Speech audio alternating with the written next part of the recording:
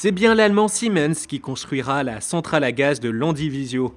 Le conglomérat a dévoilé ce mercredi la commande à 450 millions d'euros de la part de Total Energy. D'une puissance de 446 MW, la centrale sera exploitée durant 20 ans par Siemens. Sa mise en service est prévue au second semestre 2021, mais les associations d'opposants à la centrale ont multiplié les recours judiciaires et tous n'ont pas encore été purgés.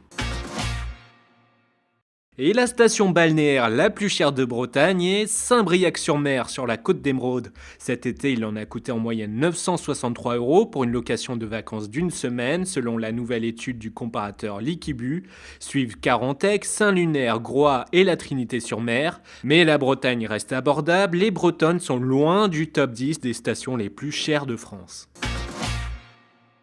La forêt de Lanouée dans le Morbihan vient d'être revendue en toute discrétion à la Caisse des dépôts. C'est ce que nous apprend le nouveau numéro du mensuel du Morbihan à paraître vendredi.